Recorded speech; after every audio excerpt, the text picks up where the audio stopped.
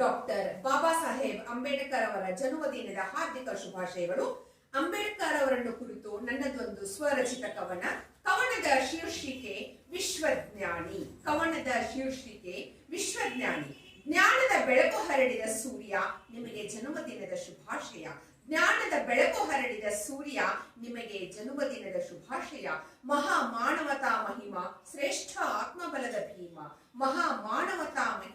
Shreshtha ಆತ್ಮಬಲದ Bhima.